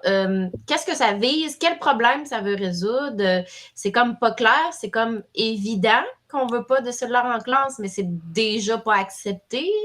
Puis, en tout cas, je suis pas certaine de comprendre vraiment l'objectif là-dedans. J'ai plus l'impression que c'est un écran de fumée pour peut-être détourner sur autre chose. Pour un ministre qui a un peu de misère actuellement. Oui, voilà. Moi, je pense que... J'ai l'impression qu'il y a une certaine aussi question peut-être, je ne sais pas si c'est légal, mais du moins le fait, est-ce que le prof a le droit de confisquer le cellulaire ou d'agir sur un objet personnel qui appartient à un élève? Donc, si c'est une décision personnelle du prof, est-ce qu'il a la légitimité pour le faire? Tandis que si c'est une directive, c'est pas une loi par contre, puis là, il y a peut-être quelque chose à faire, mais si c'est une directive qui est nationale, qui est provinciale, peut-être qu'à ce niveau-là, là, il y a le droit de dire, tu n'as pas le droit d'avoir ça sur toi ou tu dois garder ça. Juste dans mon temps, pour votre information, les professeurs n'avaient pas le droit de le garder en dehors des heures de la classe, mais ils avaient le droit de le confisquer sur les heures de classe. Je pense que c'est correct. Tu n'as pas à confisquer le cellulaire de l'enfant pendant 3 jours parce qu'il l'a sorti dans la classe. Ça, je trouve que c'est un peu abusif. Comme mes fusées à élastique qui étaient dans le tiroir du professeur jusqu'à la fin de l'année. Mais moi, je trouve ça fascinant de voir que je suis en présence de gens qui ont vécu le cellulaire en classe. Hein, moi, moi, je suis vieux. Benoît aussi est vieux. Je pense que... En tout cas, je sais pas. Moi, j'ai pas vécu le cellulaire en classe comme en tant qu'élève. T'es vieux. Tu textais à faisant 1, 6, 2. T9. Ouais, c'est ça.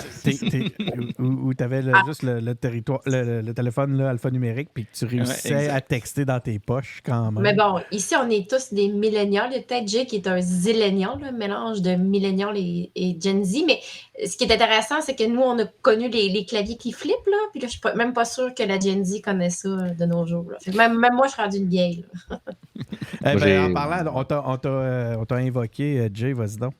Ouais, j'avais plein de choses à dire. Là, ça tourne tout partout dans ma tête. Vas-y, laisse ça sortir comme ça vient. Moi, OK, première chose, moi, ce que j'aime moins dans cette idée-là aussi, c'est que là, mettons, OK, on va donner plus de ressources aux professeurs, plus de légitimité, comme Jess dit, pour pouvoir permettre aux profs de restreindre l'utilisation du téléphone de la part des élèves en classe. Fine. Sauf que des Apple Watch, ça existe. Glisser un téléphone dans ses bobettes avant de rentrer, tout le monde, genre, les gens peuvent faire ça.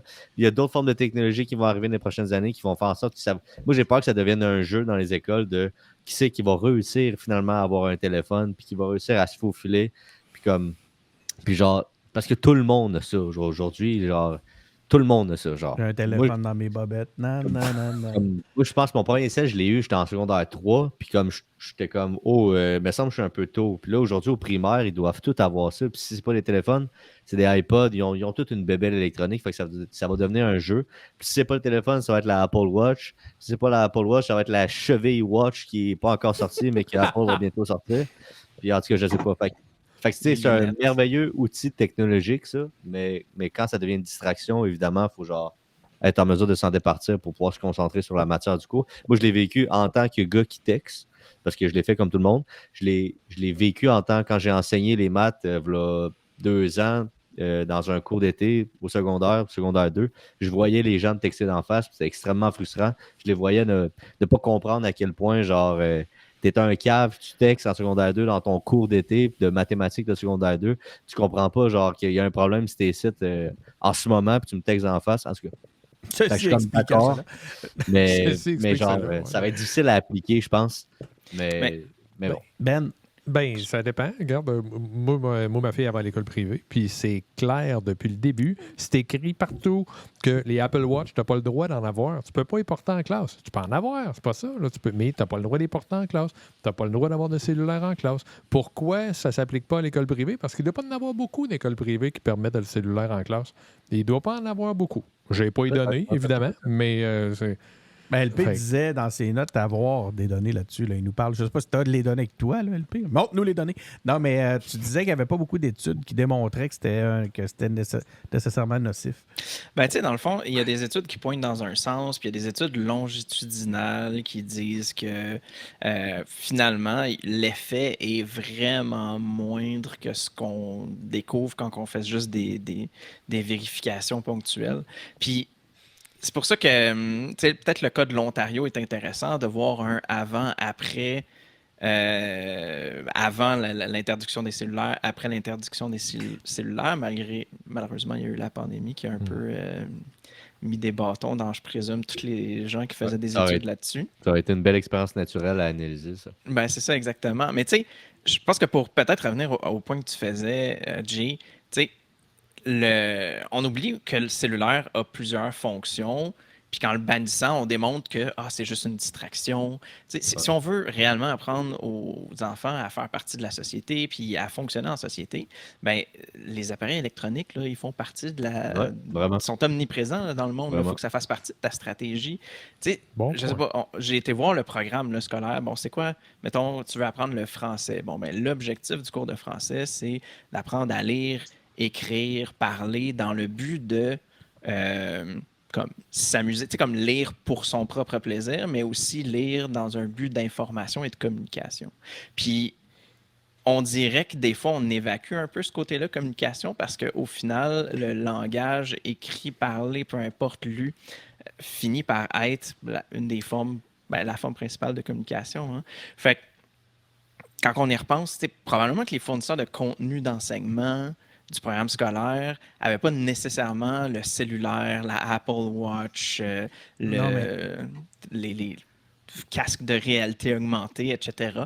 En tête quand ils ont designé les activités d'apprentissage. Mais peut-être que c'est quelque chose qu'il faut se poser comme question. Tu sais, je lisais des articles, des lettres ouvertes, par exemple, de l'association EdTech, là, qui est une association sur les technologies en éducation. Puis un gars, Sean Young, il disait, ben, tu sais, au lieu de directement aller vers bannir des outils, ben, est-ce qu'il faudrait plutôt se poser la question de c'est quoi la place dans la société de ces outils-là, puis comment est-ce qu'on fait pour intégrer cette place-là dans l'enseignement? Parce que c'est pas vrai qu'en enlevant le cellulaire des classes, ils vont arriver sur le marché du travail puis ils vont se faire dire « Ah, les emails, ça n'existe plus. » Mais il y a un point quand même, LP, c'est que ce que nous dit, ce qu'on a comme information, c'est que les enseignants vont pouvoir quand même autoriser l'utilisation du téléphone pour des raisons pédagogiques. Maintenant, ce que je comprends aussi de ce que tu nous dis, par contre, c'est que c'est quoi l'accompagnement que les enseignants ont par rapport à ça? Parce que si c'est laissé à la discrétion de l'enseignant et qu'effectivement, l'enseignant fait juste se fier au programme, puis le programme a été fait par des gens qui sont morts avant l'apparition du téléphone. Quand même pas. Mais... Non, j'exagère, mais c'est juste pour illustrer le propos. C'est peut-être là qu'on aurait besoin d'une intégration de la technologie plus intelligente dans notre modèle d'enseignement. Mais tu sais, c'est pas aux jeunes de faire la distinction, parce que tu sais, si tu regardes ce que LP nous dit, ce que Jérémy nous dit, à savoir, c'est très frustrant d'avoir des jeunes qui textent dans ta face pendant que tu enseignes. Il reste une chose, c'est qu'au-delà de la frustration provoquée à l'enseignant, ben, le jeune est en train de passer à côté de sa matière puis des bienfaits qu'il pourrait tirer de son cours. Fait que c'est ça qui est le truc qui devrait être interdit. C'est l'utilisation. C'est pas la machine. C'est l'utilisation du cellulaire. C'est peut-être ça que je t'ai vu réagir. Pour moi, la solution, c'est pas de dire à partir du 17 février, vous n'aurez plus le droit d'avoir votre cellulaire à l'école. Je t'ai vu réagir, JS. En fait, tu sais, je suis retombé, je faisais le ménage de mes affaires, je suis retombé sur des vieux morceaux feuille mobile qu'on se lançait dans le cours, ou passe-le à Jacinthe. Puis là, tu sais, c'était envoyé. Fait que la communication entre les élèves a toujours existé. J'ai peut-être l'impression que c'est vraiment, là, tu t'installes dans le fond de la classe, tu mets ton téléphone sur silence, puis tu regardes des Reels pendant des heures. Il y a peut-être, c'est ça, justement, dans l'utilisation du cellulaire, puis bien apprendre à utiliser le cellulaire, c'est peut-être là qu'il y a quelque chose à améliorer versus le bannir complètement. Juste une petite note d'ordre technique. Je ne sais pas, quelqu'un peut-être un bracelet ou une montre ou quelque chose qui frappe sur sa table ou sur son micro actuellement. C'est moi qui... Je ne sais pas c'est qui. Je ne suis pas capable Okay. parce que je vois pas vos mains. Gav, l'entendez-vous là, actuellement? Là, Voilà. ça. C'est qui? C'est moi. OK, merci. Fait que on poursuit sur ça. Maintenant, on va changer de sujet, tiens. Si ça vous ennuie pas, on va aller à notre 3. On est-tu déjà rendu seulement à notre 3? Non, quatrième. Quatrième sujet de la soirée. On va parler du changement. Justement, celui qui frappait sa table, c'est son sujet. Qui frappait sur la table, qui veut nous parler du blocage. On a parlé déjà un peu dans d'autres épisodes du blocage des nouvelles par Meta. On le sait, là, la maison mère de Facebook et Instagram là, a bloqué les nouvelles au Canada, donc des différentes entreprises médiatiques. Ce blocage est une réaction à la loi C-18 du gouvernement fédéral canadien qui oblige les géants du web à indemniser les médias pour le partage de leurs articles. Donc, c'est quelque chose qu'on a quand même abondamment vu dans les nouvelles dernièrement. Hein. Donc, au lieu de négocier, Meta a choisi de bloquer carrément l'accès à toutes les nouvelles. À l'intérieur de tout ça, là, on se doit d'apprendre à s'informer autrement, à trouver d'autres modèles, d'autres façons de s'informer. Puis c'est le sujet sur lequel Jess s'est intéressé pour l'épisode de ce soir. Jess, tu nous présentes ça? Mais oui, mais tu sais, bon, je pense qu'on en a parlé abondamment, mais le gouvernement, face à la crise des médias, puis du financement des médias, parce que Facebook puis Instagram a pris un grand montant des revenus publicitaires, voulait trouver une manière de financer ces médias, puis bon, il y a la loi C-18, etc. En réponse, le gouvernement a bloqué. Mais ce que j'ai trouvé intéressant là-dedans, c'est, première des choses, juste avant d'entrer en onde, il y a un article de Reuters qui est sorti qui dit que le bannissement des nouvelles a eu 0 puis une barre impact sur la fréquentation de Facebook et Instagram. Hein? Donc, on peut peut-être se questionner. C'est sûr que les médias vont nous dire qu'ils l'ont vu. On a des connaissances dans les médias, puis ils disent qu'ils voient l'impact de ce bannissement-là. Mais en termes généraux, ça n'a pas eu d'impact sur la fréquentation d'Instagram et Facebook. Donc, peut-être que les nouvelles étaient un espèce de produit secondaire là, que les gens voyaient passer lorsqu'ils allaient sur Facebook et Instagram, mais qu'ils allaient avant tout se divertir. Puis ça a peu d'impact. Mais tout ça pour dire que moi, je m'inquiète beaucoup de la crise des médias en général, puis qui est notamment alimentée par ça, mais par rapport à une certaine cohésion nationale, cohésion provinciale, puis aussi on en a parlé un peu avec ce qui se passe dans le reste du Canada au niveau des feux de forêt, mais au niveau de la capacité des gens de s'informer. Puis tu sais, quand je disais que les médias sociaux étaient, en fait, la présence de nouvelles sur les médias sociaux était un produit secondaire, c'était quand même une manière pour les gens qui voulaient se divertir puis voir un peu prendre des nouvelles, de voir passer des nouvelles, de s'informer directement de manière passive. Donc, on voyait passer des nouvelles, on apprenait des choses en s'intéressant à d'autres sujets. Mais là, on est en train d'un peu changer la manière de faire parce que maintenant, il va falloir nous-mêmes prendre l'action d'aller s'informer. Puis vous avez certainement vu les campagnes de Radio-Canada, puis de Nouveau, puis TVA pour dire, abonnez-vous. Puis moi, ce que je voulais démontrer, c'est qu'il y a d'autres manières. Il y a encore des manières dans les médias sociaux d'aller s'informer. Je pensais notamment à Twitter, à feu Twitter, X, où est-ce qu'il y a encore une fonctionnalité qui s'appelle, lorsqu'on clique là, sur l'étoile en haut, de voir tous les tweets. Puis là, c'est vraiment pas d'algorithme qui va venir interférer. C'est au fur et à mesure que les tweets vont être publiés, on va voir les nouvelles qui vont passer sans que ça soit un algorithme qui vienne, je suis un pessimiste ou cynique, le polluer notre algorithme. Mais moi, j'invite les gens à faire cette démarche-là, de se dire, je vais garder un Twitter vivant, je vais aller m'abonner à des sources d'informations diversifiées. Donc, tu sais, on va aller s'abonner à Rimal Coury à la presse, puis après ça, à Richard Martineau dans le Journal de Montréal pour avoir une vision différente du monde, mais d'aller faire ce geste-là. Puis, si on veut rester en mode plus passif, s'abonner aux infolettes.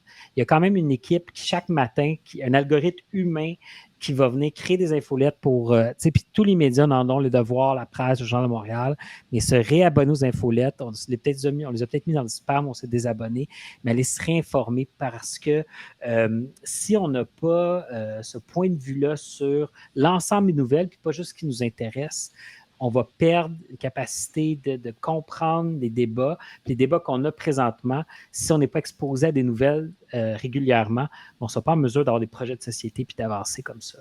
Donc, c'est mon petit pitch call to action. Allez vous abonner aux infolettes puis réorganiser votre Twitter. J'ai une question, JS, par rapport à l'article dont tu parlais, qui venait juste de sortir de Reuters. Ça disait que Facebook et Instagram n'ont pas vu de baisse dans le trafic, mais est-ce que ça parlait des médias eux-mêmes? Tu sais, comme est-ce qu'il y a moins de monde qui vont sur le site de La Presse, le Journal de Montréal, etc., parce qu'ils n'ont pas accès à un lien qui cliquerait à partir de Facebook ou quelque chose comme ça? Je ne sais pas si ça parlait de ça. Non, parce qu'ils n'ont pas accès à cette information-là, mais dans le cadre professionnel, je parle quand même beaucoup à beaucoup de gens dans les médias. J'ai pas, les chiffres ne sont pas là, mais indirectement, les gens le ressentent vraiment. Là. Puis, c'est un peu un effet de boule de neige parce que moins de visites, moins d'annonceurs qui sont intéressés, plus de budgets qui s'en vont vers Facebook. Donc, j'ai peut-être l'impression même que le gouvernement, en implantant la loi C-18, va mettre le clou dans le cercueil de certains médias. Oui, j'en suis convaincu. Juste avant de commencer le tour de table, allons-y, tiens. LP, tu avais tous les... Non, mais j'aime ton appel à l'action. Moi, j'utilise plutôt des agrégateurs de nouvelles ou un agrégateur de nouvelles en particulier. Là, j'utilise Apple News Plus. Jess va rire parce que pendant tellement longtemps, j'ai pas eu rien qui est marqué Apple dessus. Mais voilà, maintenant, je suis abonné à tout ce qui existe. Mais je trouve que ça me permet d'avoir une... Je sais pas, on dirait que c'est moi-même qui construis mon algorithme, puis c'est un peu ça que j'aime, puis qui me permet d'aller accéder à tout ce que je veux. Fait que je sais pas, peut-être qu'à travers les agrégateurs, je vois beaucoup de pubs à propos de Ground News là, ces temps-ci, là, qui est supposément un agrégateur qui va te proposer des nouvelles qui sont à l'extérieur de ton algorithme pour spécifiquement aller te proposer des articles qui sont peut-être... c'est ça, faire des découvertes ou justement voir d'autres points de vue d'un sujet qui t'intéresse. Puis, je sais pas si c'est une pratique commune d'utiliser des agrégateurs de nouvelles comme ça ou la plupart des gens sont plutôt médias sociaux. Mais je sais que sur Android, mettons, il y a l'agrégateur de nouvelles de Google qui est intégré. T'sais. Après ça, c'est sûr, si Google dit je mets plus de nouvelles des médias québécois, ça, on n'est pas plus avancé. Mais pour Apple, il y a une opportunité. Eux autres, effectivement, moi-même, je le vois. Là, je me sens plus interpellé par les Apple News. Cela dit, pour répondre à ton payant, point... par contre, juste pour Apple News, c'est payant. Il y a certains articles qui sont gratuits, mais la plupart sont payants. Oui, et Apple rémunère les médias.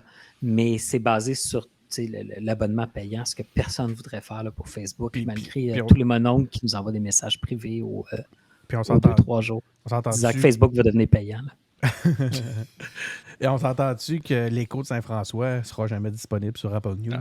Fait que là, c'est tous les moyens et petits médias qui en souffrent beaucoup, qui vont souffrir de tout ça. Mais le point, tantôt, tu disais, je sais pas, là, nous, on est là, on parle, on trouve des nouvelles routines d'information. Mais pour avoir eu l'occasion d'étudier un peu ce milieu-là, puis la consommation de l'information au Québec, je peux vous dire que c'est pas un comportement ancré au sein de la majorité de la population de s'informer.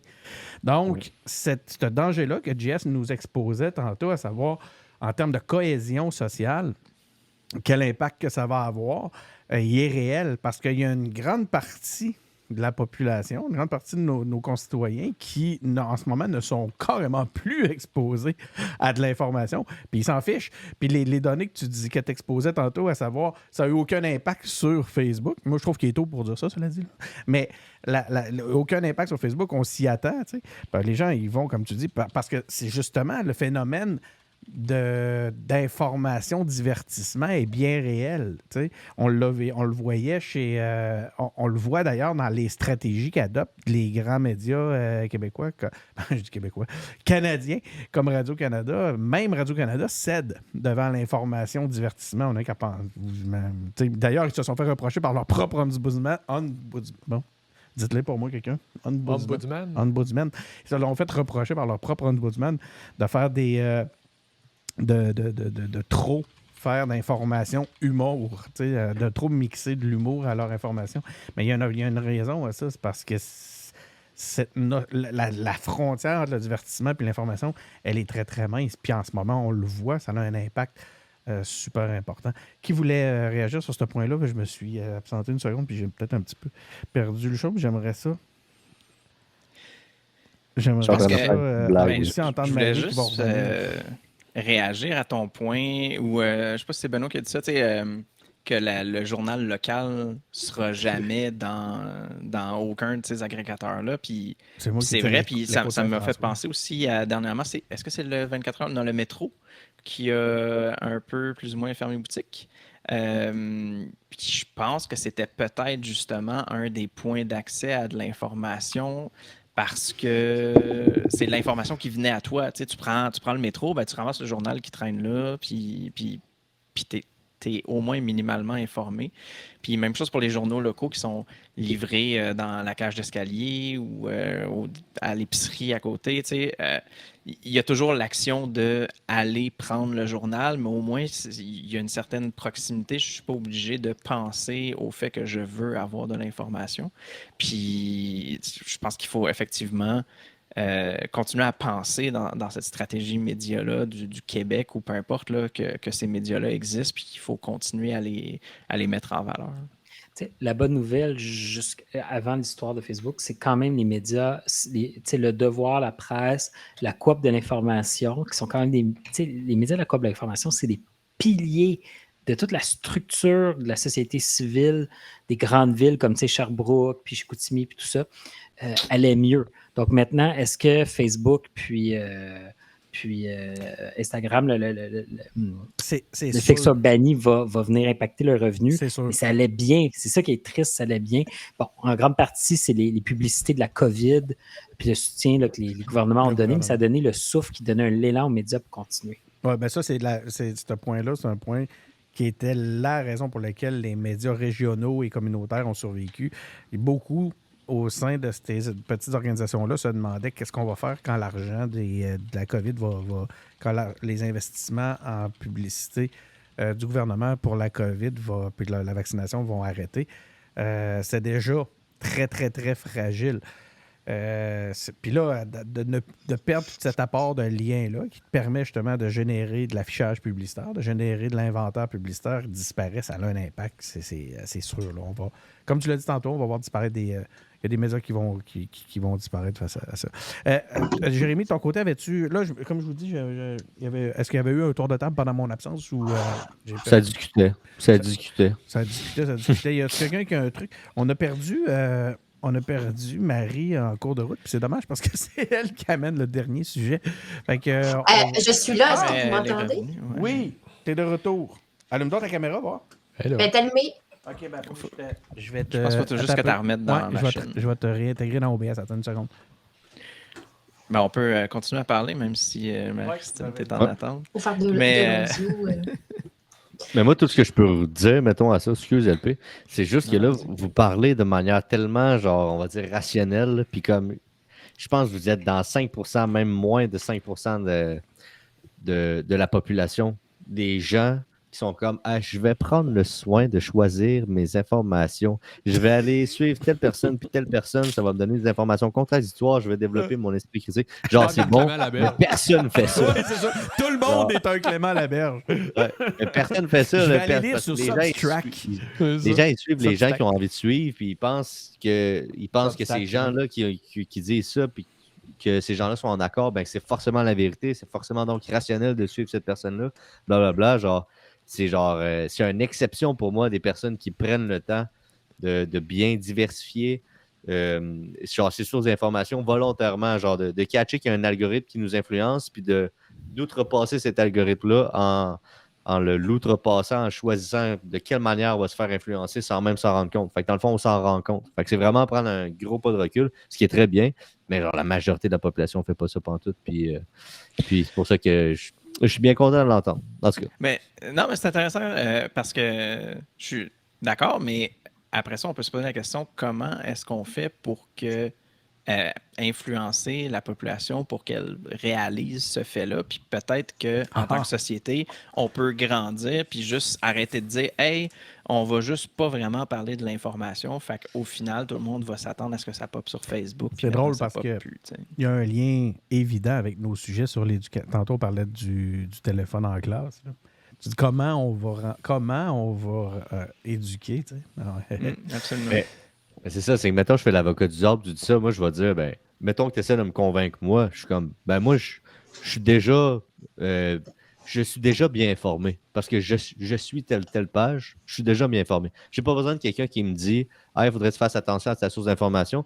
Ça veut dire que c'est toi qui es biaisé et qui essaie de me convaincre de choses que je n'ai pas besoin de savoir, puis parce que moi, je suis déjà super confortable sans même m'en rendre compte mais des choses que je suis. Genre. Sensibiliser quelqu'un sur un sujet, c'est pas essayer de biaiser son... Non, je sais bien, mais je veux dire, ça peut être... mettons que moi, j'essaie de te sensibiliser, Denis, à ça. Moi, je suis convaincu que si moi, j'essaie de sensibiliser des gens, il y a plein de gens qui vont dire « Non, moi, j'ai déjà mon esprit critique. » D'où la notion d'éducation, tu sais. Vas-y, Jess. Comme dire, diversifie ton alimentation. Tu peux te dire, ben moi, j'aime manger tel genre de choses. Puis t'es comme, ouais, mais tu sais, diversifie ton alimentation. C'est toujours bon de diversifier son alimentation. Ouais. C'est un peu le parallèle qu'on peut faire. Je pense que tu parles un peu comme si c'était impossible là, de faire ça, mais tu peux dire, si tu achètes un cellulaire Android à Montréal, non. Plutôt, si vous vendez un cellulaire Android à Montréal, vous êtes obligé par défaut d'avoir telle application installée sur le téléphone, le Journal de Montréal, par exemple, ou peu importe. Là, comme il y a des méthodes qu'on est capable de prendre pour dire que, je veux dire, tellement souvent, on donne l'impression qu'on est sans pouvoir face aux grandes entreprises, mais les règlements, les lois, c'est ça notre levier. Je ne sais pas si les gens de Québécois nous écoutent sur Cube, mais je pense que Louis-Philippe vient de donner une bonne idée de convergence à Vidéotron. En tout cas, on est diffusé à Cube, donc on est distribué à Cube. Donc il y a sûrement des gens, des auditeurs de Cube qui nous écoutent. On vous salue. N'oubliez pas de vous abonner à notre chaîne. On se demande si votre application Cube a été installée par Bell directement sur votre cellulaire ou simplement par Vidéotron.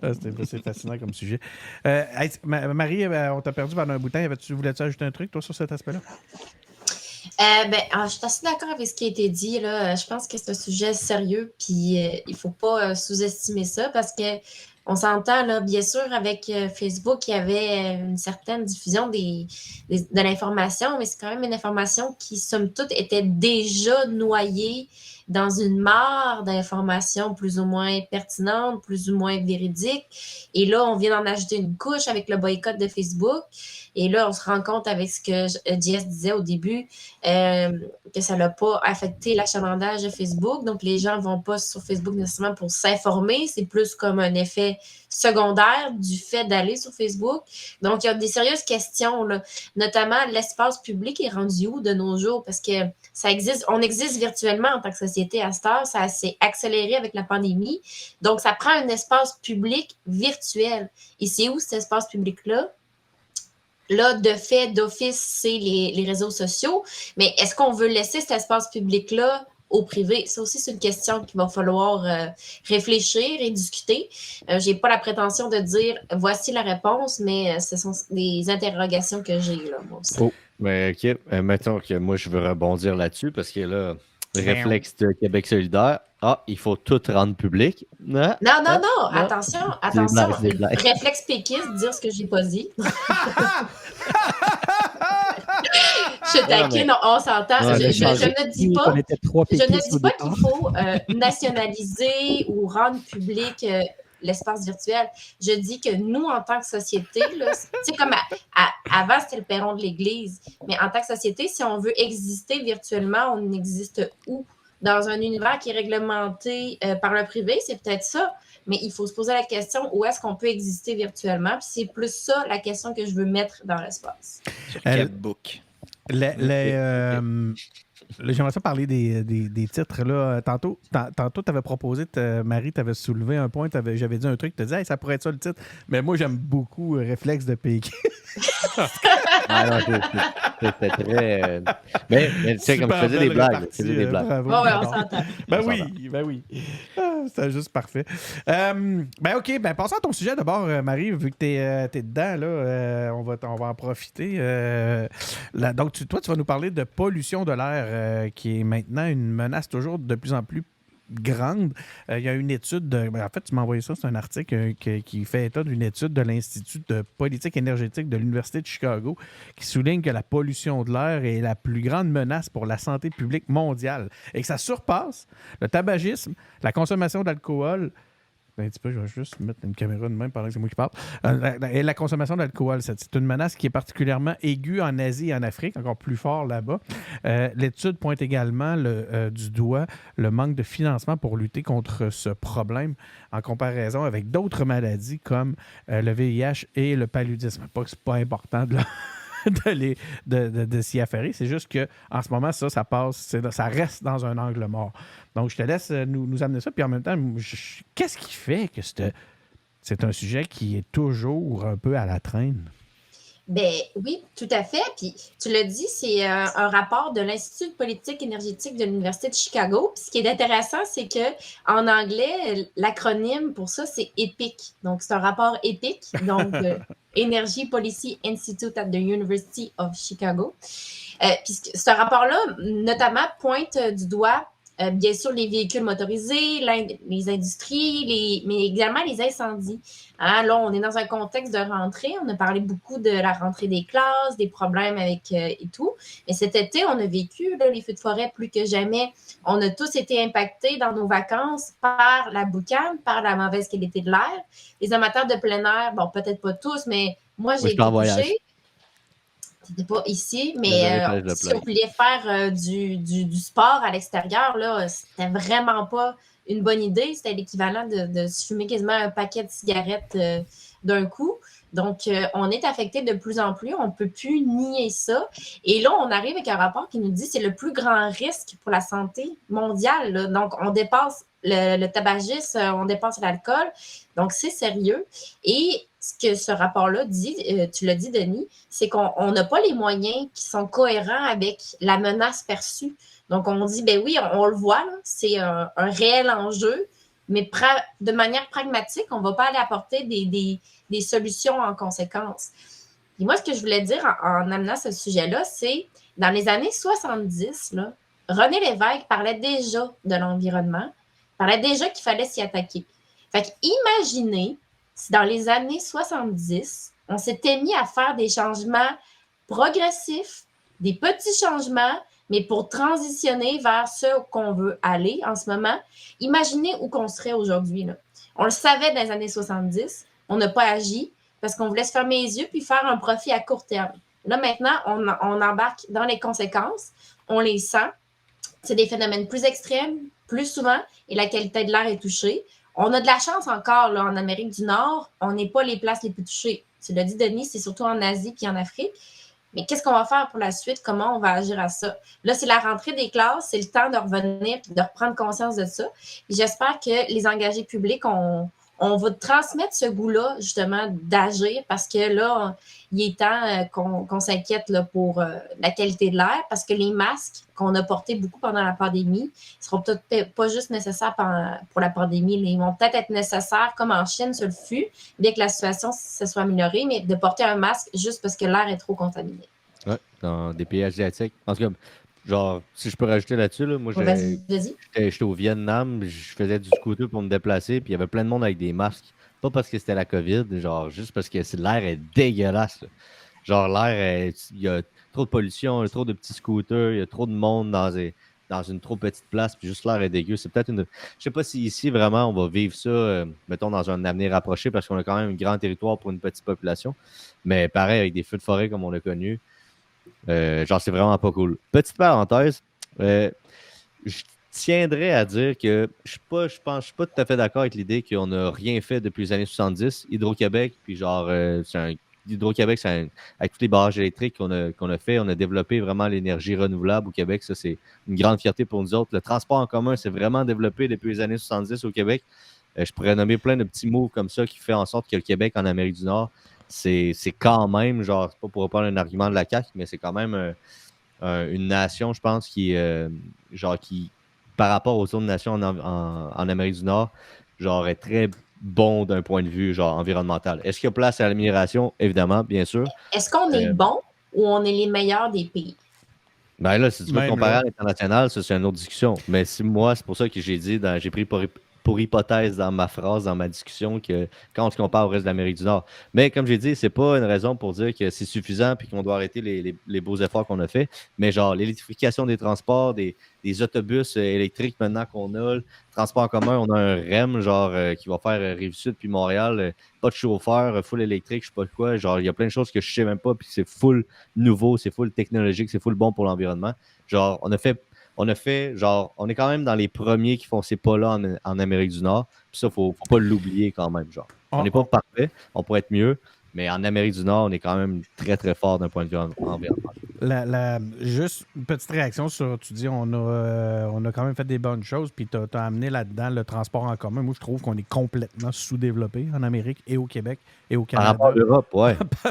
En transport en commun, c'est pathétique. Là, je veux dire, c'est terrible. Mais je vais plutôt passer la parole à faire un dernier tour de table pour ce juste soir. avant, Denis, juste pour finir mon point de présentation, je voulais faire le lien avec la situation au Québec avant que tu ailles sur le tour de table, parce que justement, au Québec, la qualité de l'air a fait beaucoup jaser, notamment avec la fonderie Horn. Je ne sais pas si vous vous souvenez, mais l'année passée, à peu près à pareille date, on apprenait justement qu'il y avait 89 entreprises qui avaient des autorisations de dépasser les limites de pollution là, émises dans l'air. Donc, c'est un réel problème, et je dirais même que c'est un problème québécois de gérer puis de s'assurer à ce que la qualité de l'air soit respectée. Puis ça, c'est des années de vie qu'on perd concrètement. Là. Dans l'article du Journal de Montréal, il donnait plusieurs exemples à l'international. Ça serait intéressant d'avoir les données du Québec, mais c'est intéressant de voir que ces luttes-là, par exemple, pour la fonderie Horn à Rouyn-Noranda, ben, ça a un impact concret dans un contexte où la qualité de l'air mondiale se détériore. Donc, allons-y maintenant avec notre tour de table sur cet aspect-là. Puis je me demande, c'est quoi les solutions? Ou le problème? Si c'est un financement insuffisant, je m'interroge beaucoup aussi sur les inégalités géographiques. Moi, ça me surprend un peu d'entendre, par exemple, que l'Afrique a subi les conséquences de ça d'une façon plus forte. Ensuite, pourquoi ça te fait rire? Je sais pas. Puis, c'est vrai, eux autres, ils se font jamais passer dans le torteur, l'Afrique. Je sais pas. Parfait, t'en parleras dans ton. C'est les sujets que je mets sur la table pour le tour de table, justement. Puis c'est quoi sinon qu'on peut faire? On parle. Puis des fois, c'est un peu décourageant de voir, par exemple, que des grands pays pollueurs ou des grandes provinces pollueuses se sont complètement déchaînées alors qu'on cherche, nous autres, de notre côté, à faire quelques gestes qui pourraient aider les choses. Benoît, tu m'interpelles en plein développement. Vas-y, on t'écoute. Ben, tu parlais, ça m'a fait rire parce que tu disais que tu étais surpris. Peut-être que j'ai mal compris ton intervention. Vas-y, c'est super. Tu disais que tu étais surpris que ce soit l'Afrique qui soit le plus pénalisé par ça. Non, l'Afrique est pas mal tout le temps le continent le plus pénalisé par les actions des Occidentaux en général. Là. C'est ça qui me faisait rire dans c'est rare que les Occidentaux vont agir en se disant « Ah, comment est-ce qu'on pourrait ne pas trop nuire à l'Afrique? » C'est ça qui m'a fait rire plus. Pour ce qui est de la qualité de l'air, ce qui est intéressant, puis là, je vais relancer Marie-Christine là-dessus, je vais être d'accord avec elle, en fait, c'est ça que je veux dire, c'est qu'au lieu de dire aux compagnies « Vous allez polluer moins », on relève les standards. Fait que là, finalement, le chiffre, il va diminuer parce qu'au lieu d'avoir, je sais pas trop quoi, 19 particules par million, là, on va dire, OK, non, 35, c'est bon. Fait que évidemment, il va y avoir moins Soudainement, on est de meilleur. jours où les entreprises polluent au-delà des normes respectées. En tout cas, au-delà des jours, des normes établies. Puis là, on va dire, ah oui, non, vous voyez comment on a amélioré. On n'a rien amélioré, Chris, on pollue plus. Mais ça sera, c'est ça. Fait que comment on règle ça? Écoute, faut arrêter de penser à l'argent. C'est tout le temps ça. Le capitalisme. Ouais. Vas-y, C'est- Jess. Faut pas... Jess. Ben, Jay, c'est pas toi en économie qui dirait qu'il faut internaliser les conséquences de nos choix? Ouais. Moi, je dirais qu'il faudrait internaliser les externalités négatives. Mais de mettre ça gratuitement, sans fondement, sur le capitalisme. Genre, est-ce que vous savez c'est quoi Non, le capitalisme? Gratuitement. Moi, je l'aime, celle-là, quand même. Non, mais Je comme... suis d'accord avec toi jusqu'à un certain point, là, mais là, gratuitement, là, on va... Non, mais comme c'est facile. Puis comme, C'est pas gratuit, personnel, les là. capitalistes. Non, mais c'est facile Oui, de mais toujours là, dire, oh, ne mais mélangeons pas capitalisme. tout, là. Hein, Ok. On parlait pas de capitalisme. Christy, j'aime Ben, ça. On parle pas de Denis le dit, capitalisme. c'est là. pour ça que je Ça, dis. on parle de pollution, mais on parle pas de capitalisme, c'est ça que tu me dis?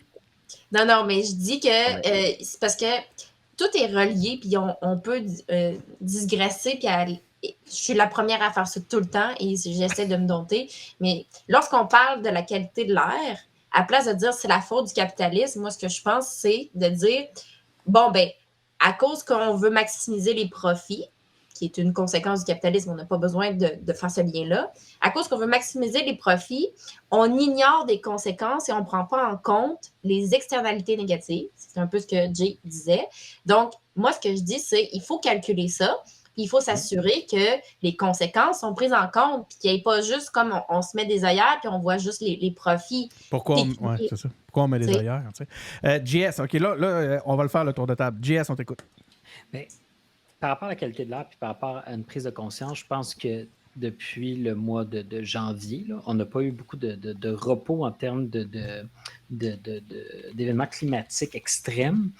Puis, peut-être que dans la tête des gens, ils sont comme « Ah, ben c'est une année exceptionnelle », mais les prévisions de 2024 avec El Niño appellent l'année qui va être encore plus extrême que cette année.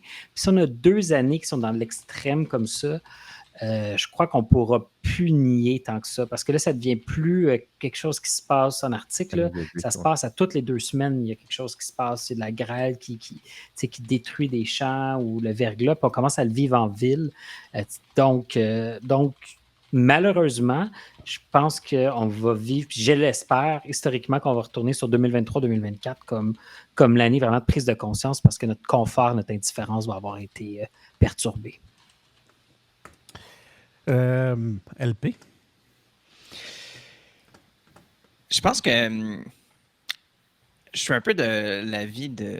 un peu tout le monde ici, parce qu'en fait, je pense qu'on a, comme on a dit, fait des grandes choses avec Hydro-Québec, mais c'est quand même difficile pour quelqu'un qui vit aujourd'hui, dans le présent, de seulement toujours se rappeler de ce qui s'est passé avant que je naisse ou presque. Puis pour dire, le Québec, on est correct parce qu'on a fait ça. T'sais. Puis oui, il y a encore des actions positives au Québec. On a quand même un parc éolien qui existe, on a le circuit électrique, on a quand même plusieurs bonnes initiatives, mais comme on vient de dire, je pense qu'il y a beaucoup de inégalités dans nos actions. Fait que, oui, un jour, on va se dire, hey, on est hyper vert, on fait ce truc-là, mais 15 minutes après, on va aller signer quelque chose qui dit que ces 1000 entreprises-là peuvent s'en foutre des règlements. Fait que peut-être que c'est une question de cohérence, que ce soit au Québec, que ce soit au Canada plus largement. Puis il y a plein d'impératifs, des impératifs économiques probablement principalement, qui mènent à prendre des décisions qui sont justement pas en lien avec ce qu'on se dit comme étant nos valeurs. Puis c'est peut-être ce que je réclamerais le plus, d'avoir un peu plus de cohérence, puis de construire une centrale hydroélectrique qui est potentiellement plus vert que si on avait brûlé du charbon, ça me donne pas le droit après de foutre la marde ailleurs. Donc, maintenant, je ne sais plus, on a filé le tour de table là-dessus. Est-ce que quelqu'un voulait ajouter quelque chose? Non, laisse faire, je dirais pas ça. Là, si on commence à se censurer, c'est plate. Vas-y. Ok, ben, ce que j'allais dire, c'est ce serait probablement pire dans un système communiste. Mais comme là, j'ouvre la porte à des énormes mais ça, c'est débats que intéressant. j'ai Non, même mais pas envie de rentrer là-dedans. Mais c'est On vraiment le sait intéressant. pas. C'est vraiment intéressant parce qu'en réalité, le modèle, la problématique n'est pas nécessairement axée sur un système en tant que tel. C'est axé plus sur des traits de caractère humain. Mais, Ouais. Mais ça, c'est un fait intéressant parce que le fait de, comme c'est ça, internaliser les externalités négatives, c'est une taxe pigouvienne. Dans le fond, c'est. Puis, genre, mettons, on en parlait, là, genre 2-3 ans, quand la ville de Montréal, je pense que c'était Denis Coderre qui était là, je sais pas, ils ont tous jeté leurs déchets dans le fleuve Saint-Laurent. Vous vous souvenez de ça? Oui. Genre, à ce moment-là, nous autres, en économie, dans nos classes, on était comme, tu vois, pour contrer ça, ce qu'il faudrait, c'est donner une nature juridique au fleuve Saint-Laurent pour quelqu'un qui défende les intérêts du fleuve Saint-Laurent. il y a des Puis que, belles dans le choses fond, qui ont été faites dernièrement là-dessus. ça devienne une entité qui puisse se défendre. Genre, parce que là, on colle tout ça dans le fleuve, puis là, ça pollue l'environnement, tu avais de l'eau potable là-dedans, puis comme des nappes phréatiques d'eau potable, puis comme c'était un problème. Fait que là, on pouvait comme, genre, c'est une manière de contrer un peu ce problème-là. Mais tout ça, mettons là, que l'État est beaucoup plus fort qu'en ce moment, même si l'État est déjà fort puis intervient déjà beaucoup dans l'économie en ce moment, même si l'État l'était encore plus, ça pourrait très bien se produire, ce problème-là. Genre, ça pourrait très bien des sociétés publiques qui fait ça. Fait que pour moi, c'est pas tant une question de capitalisme, c'est juste le genre de capitalisme, c'est d'avoir des marchés et des affaires de productivité privées puis de. Tu sais, comme, genre, je veux dire, le problème, il est là, il est vrai, mais ça pourrait très bien être présent dans un monde où l'État serait plus présent qu'aujourd'hui. C'est pas parce que l'État serait plus présent qu'aujourd'hui que le problème ne serait plus nécessairement là. L'exemple que tu as donné, ça n'est un exemple de l'État. C'est l'État qui n'a pas bien entretenu ses infrastructures pour traiter l'eau. Puis ça, c'est pas juste à Montréal avec Denis Coderre que c'est arrivé. C'est arrivé à Québec avec Régis Labombe. C'est arrivé à peu près partout dans les municipalités au Québec. Là. Vraiment, des déversements, il y en a eu plusieurs. Là. Ils n'ont pas toutes fait les manchettes. C'est absolument aberrant. Et ça, c'est parce que pendant des années, des décennies, on n'a pas investi dans les infrastructures pour le traitement des eaux parce que si tu as 100 000, 200 000 à investir, tu vas l'investir dans une ruelle verte, dans un parc, dans quelque chose qui est glamour pour les citoyens, pas dans des infrastructures de traitement des eaux pour changer les vieux tuyaux usés. Fait qu'il y a un problème là, en ce moment, qui est pointé, qu'on fuit les conséquences négatives pour une visée à court terme.